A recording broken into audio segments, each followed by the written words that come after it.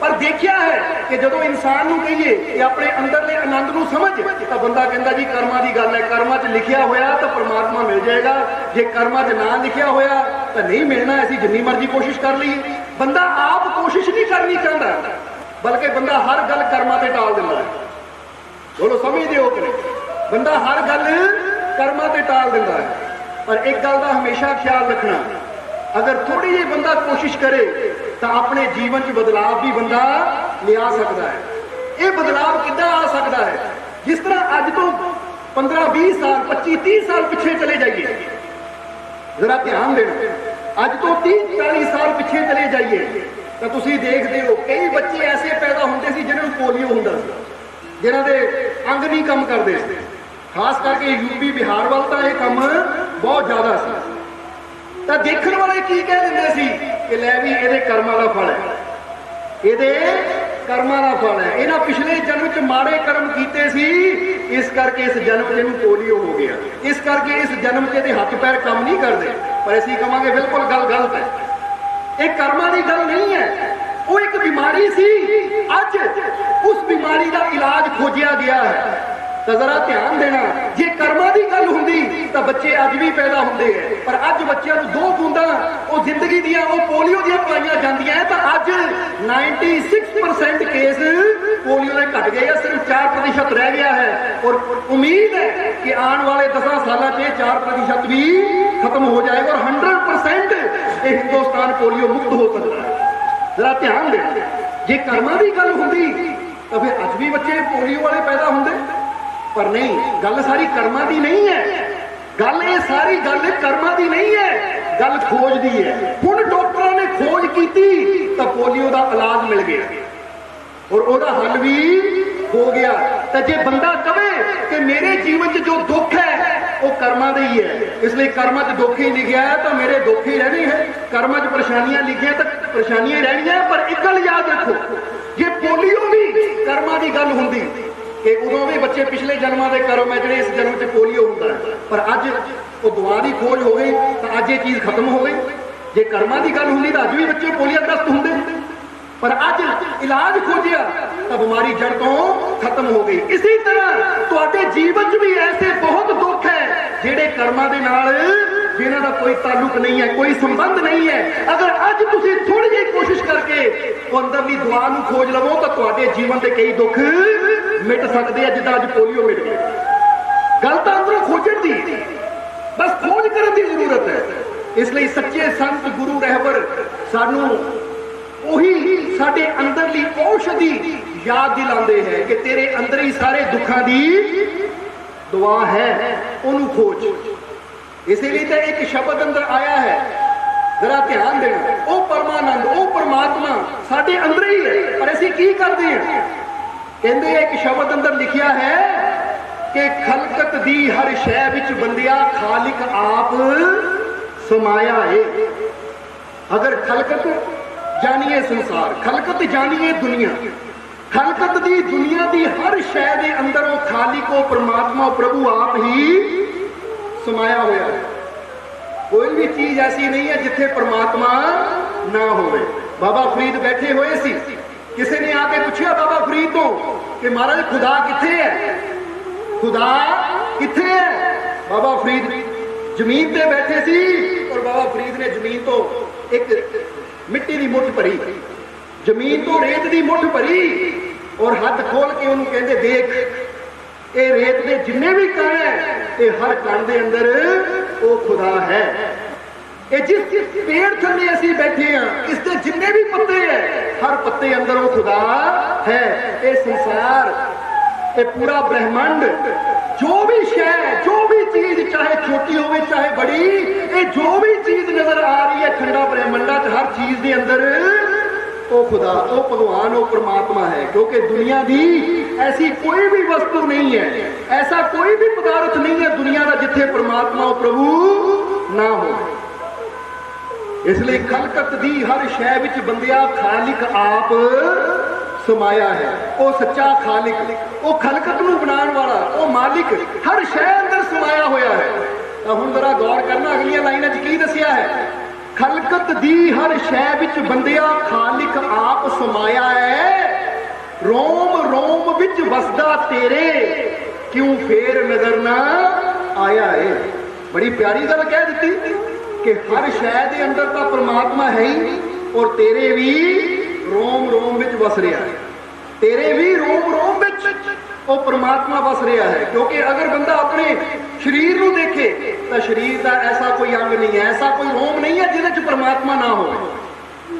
इसलिए कहते तेरे रोम रोम विच वसदा क्यों फेर नजर ना आया है। हुण बंदा इत्थे सवाल खड़ा कर सकता है कि जे परमात्मा हर शै दे अंदर है, जे परमात्मा मेरे अंदर है, तो फिर नजर क्यों नहीं आता, फिर परमात्मा दिखाई क्यों नहीं दिंदा। जे परमात्मा साडे अंदर है, साडे हथ अंदर है, जे साडे रोम रोम विच असीं हथ नूं देखदे हैं, हथ नजर आता, परमात्मा नजर क्यों नहीं आता। ये सवाल पैदा हो सकता है, क्योंकि इदां दा ही सवाल एक राजे ने अपने दरबार च कर दिता। जरा ध्यान देना, क्योंकि इस शब्द के नाल एक कहानी जुड़ी हुई है, क्योंकि इस कहानी तो ही सानूं इस शब्द की गहराई का पता लगे। एक राजा अपनी राजगद्दी ते बैठा सी, दरबारी बैठे हुए, और राजगद्दी ते बैठिया बैठिया राजे ने एक सवाल किया, की पूछा कि परमात्मा है, तो सारे दरबारियों ने कहा हाँ है। पूछा राजे ने कि परमात्मा प्रभु है, तो सारे ने कह दिता हाँ परमात्मा है, प्रभु है। तो उस वेले राजे ने कहा अगर तुसी सारे ही कहते हो, मानते हो कि परमात्मा है, तो फिर नजर क्यों नहीं आती। ये परमात्मा है तो नजर क्यों नहीं आता, दसो। और फिर दूसरा सवाल पूछा कि अगर परमात्मा है, क्योंकि तुसी सारे ने कहा कि परमात्मा है, अगर है तो फिर ये दसो परमात्मा किधर मुंह करके बैठा है, परमात्मा का मुंह किधर। क्योंकि बंदा बैठता है, हुण बंदे का मुंह किसी दिशा तो होएगा, चाहे चढ़ती वाल होएगा, लहंदी वाल होएगा, पूरब पश्चिम उत्तर दक्षिण, किसी ना किसी ना बंदा मुंह करके बैठेगा ही। अगर परमात्मा है तो परमात्मा का मुंह किधर।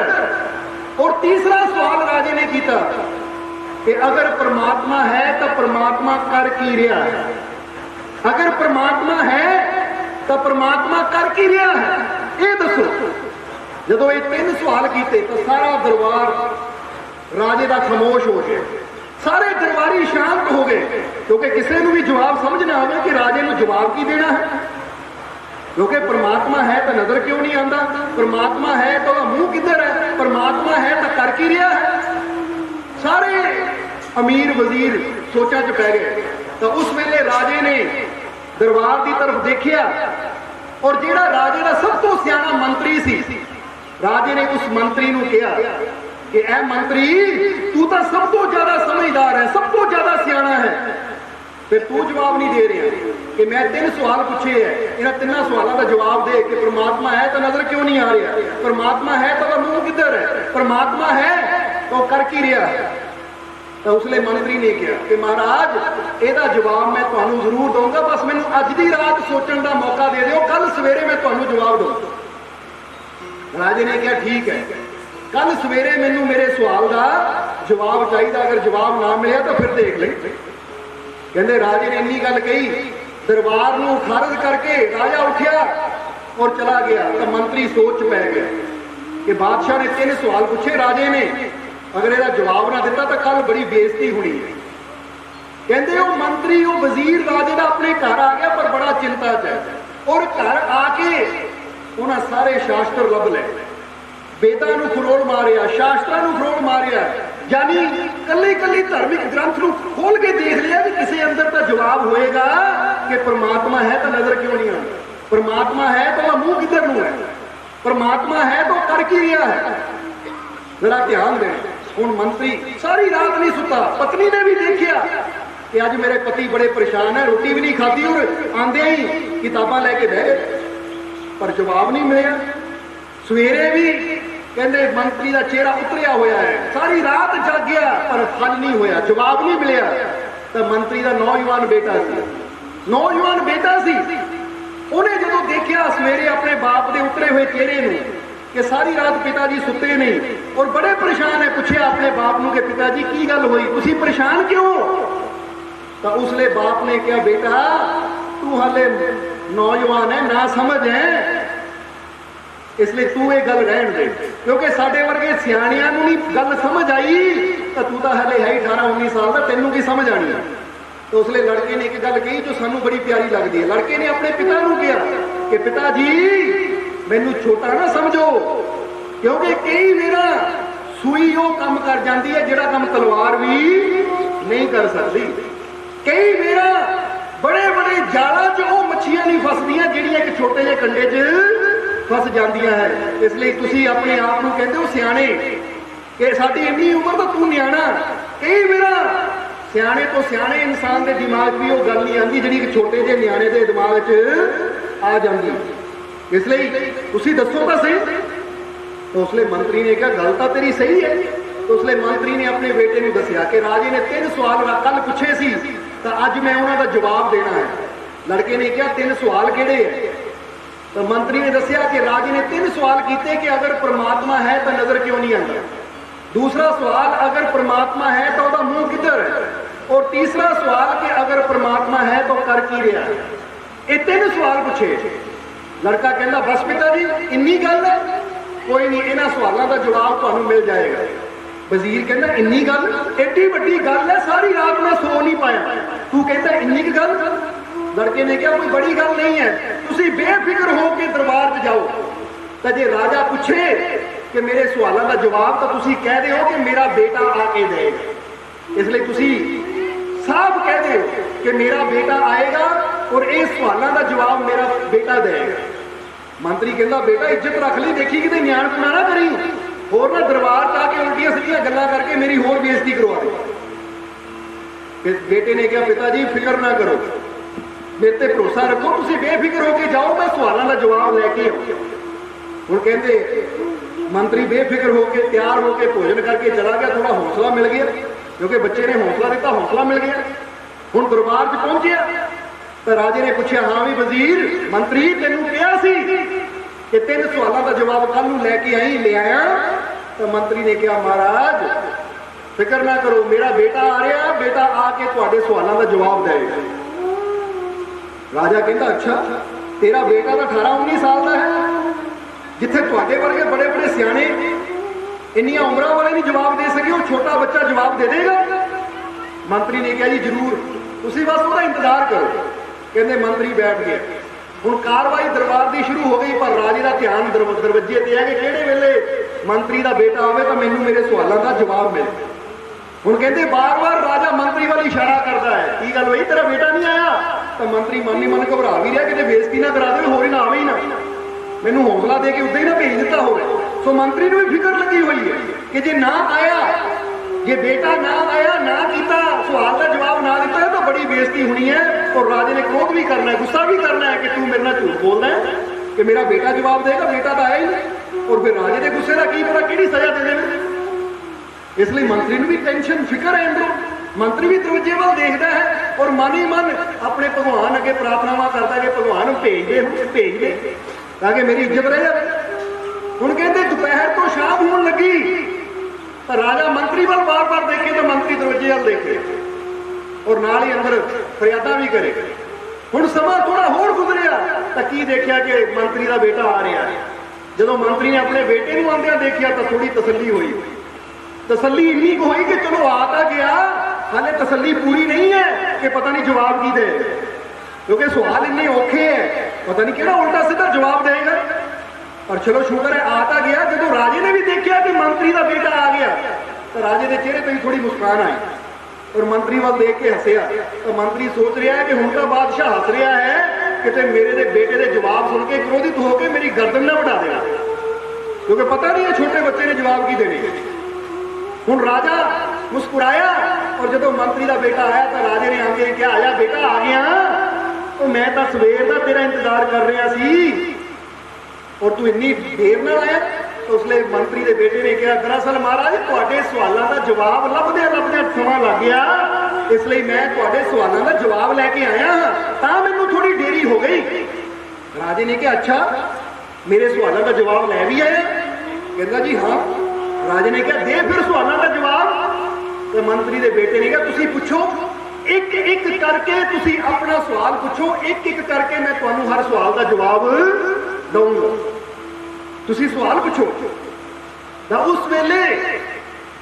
उस वेले राजे ने कहा कि मेरा पहला सवाल यह है कि परमात्मा है? उन्हें क्या है?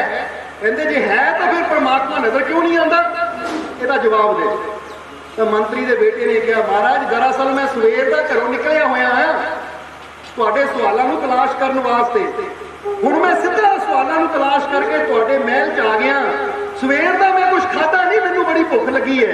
और महाराज तुसीं भी किद्दां दे हो? जिसले दरबार च कोई मेहमान आवे तो पहला उन्होंने जल पानी पुछीदा हुंदा, गलबात उहदे नाल बाद चों करीदी है। तुहानूं इन्नी भी समझ नहीं है कि मैं तुहाडा कोई कर्मचारी नहीं हाँ, मैं तुहाडा कोई नौकर नहीं हाँ जिहड़ा दरबार की कार्रवाई करन आया। मैं तुहाडे सवालों का जवाब देण आया। मैं एक मेहमान है और एक भद्र पुरुष के नाते तुहाडा फर्ज बनता है कि पहला घर आए मेहमान नूं जल पानी पुछो, कोई लंगर पानी पुछो, फिर उहदे नाल गलबात करो। राजा कहता गल ठीक है तेनों भुख लगी है, दस तू की खाएगा, दस तू की पिएगा? तो उस वेले नौजवान ने कहा बस 2 रोटियां मंगा लो, दाल मंगा लो, तो नाल दुध का प्याला मंगा लो क्योंकि मैं दुध पीना है। राजे ने कहा ठीक है, नौजवान है हाले, रोटी मंगी है, दुध मंगया। अपने सैनिक नूं कहा लियाओ भी रसोईए को वधिया जी रोटी लियाओ, दाल लियाओ और नाल दुध भी लियाओ। कहते लिया के थाली उहदे सामने रख दी, कुर्सी राजे ने देती कि लै बैठ के खा लै बैठ के भोजन कर लै पहला। हुण कहते लड़के ने थाली सामने पई है, रोटी है, सब्जी है, दाल सब कुछ है और एक पासे दुध का प्याला है। लड़का बैठ गया और राजा कहता फटाफट रोटी खा, दुध पी तो मैनू मेरे सवाल का जवाब दे। तो लड़का बैठ गया और बैठ के लड़के ने रोटी वाल देखिया भी नहीं, बस दुध वाला जो कटोरा सामने टेबल पे पिया है वो दुध वाले कटोरे च उंगलियां फेर रहा है। जरा गौर कर, जिसले राजे ने देखा कि ना ये रोटी खा रहा है ना दुध पींदा है, कर की रहा है? अपनी उंगलियां दुध विच घोड़ी जा रहा है। जिदा कोई पानी का गिलास भरिया हो तो उंगलियां पा के बह जाए ना खेली जाए। राजा कहता बेटा जल्दी जल्दी भोजन कर लै, दुध पी लै, तू तो खेलन लग पिया। ये कोई खेलन का समा है? ये दुध ना पानी ना खेली का नहीं होंदा। चल दुध पी, रोटी खा तो मैनू मेरे सवाल का जवाब दे। तो उसले नौजवान ने कहा कि महाराज तुहानू किहना कहा मैं खेड रहा? मैं कोई दुध ना खेड नहीं रहा। राजे ने कहा खेड नहीं रहा तो की कर रहे हैं? तू तो उंगलियां घुमा रहे हैं अपनी। कहता महाराज मैं खेड नहीं रहा, मैं दुध चों कुछ लभ रहा। राजा कहता की गल? दुध च कुछ गिरिया है? कोई मक्खी, कोई मच्छर, कोई जानवर गिर गया विच जिहड़ा लभ रहा है? वो कहता नहीं महाराज कोई मक्खी नहीं गिरी, कोई मच्छर नहीं गिरिया, कोई होर कीट पतंगा नहीं गिरिया, पर फिर भी मैं कुछ लभ रहा। राजे ने कहा जब गिरिया ही कुछ नहीं तो लभ की रहा? क्योंकि एक तो होंदा दुध मक्खी डिगी होवे, बंदा कहता पता नहीं थल्ले बह गई है कित्थे गई है, उन्हें कढ़ दे लभदा है। जब गिरिया ही कुछ नहीं तो तू लभ की रहा? उन्हें कहा महाराज मैं इस दुध विचों मक्खन लभ रहा हाँ, मक्खन। तो राजा कहता मक्खन लभ रहा दुध विचों मक्खन लभ रहा? मूर्ख, मंत्री वाल देखा किद्दां दी तेरी औलाद, ये किद्दां दा तेरा बेटा जिन्हों इन्नी अकल है नहीं कि दुध विचों मक्खन इदां नहीं निकलदा कि बाल्टी भर के दुध दी रख लईए, उहदे च दोनों हाथ मार मार के भी देखी जाइए तो कोई मक्खन हथ नहीं आना। जिन्हों इन्ना ही पता नहीं है उन्हें मेरे सवालों का जवाब की देना? ये तो मूर्ख है बेटा कि प्याले में उंगलियां फेर फेर के कहता मैं मक्खन लभ रहा है। तो राजे ने जो मंत्री को कहा किद्दां दी तेरी औलाद जिन्हों इन्ना ही नहीं पता? तो मंत्री कहता बेटा की कह रहे हैं, दुध विचों मक्खन लभ रहा है? तो लड़के ने कहा होर पिता जी या फिर राजा साहब कह देन या राजा जी कह देन कि दुध विच मक्खन नहीं होंदा। जरा गौर कर, सवाल किया कि महाराज दसो दुध च मक्खन होंदा या नहीं होंदा? या तो तुसीं कह दो दुध च मक्खन नहीं होंदा, घ्यो नहीं होंदा। राजे ने कहा नहीं नहीं घ्यो होंदा है, दुध च मक्खन होंदा है। कहता बस फिर गल ही खत्म हो गई। जब तुसीं कह दिता कि दुध विच मक्खन है, घ्यो है, तो उहनूं तां लभ रहा, फिर मैं न्याणा किता, फिर मैं गलत किता, फिर तुसीं मैनूं किद्दां कह सकदे हो कि की कर रहे हैं? क्योंकि तुसीं आप ही कहा है कि दुध विच मक्खन हुंदा है, वही लभ रहा। और राजे ने मत्थे ते हथ मारिया, पागल, दुध विच मक्खन हुंदा है मैं मन्निया है, पर नाल ये भी दस देवां कि दुध विच मक्खन इदां नहीं मिलदा।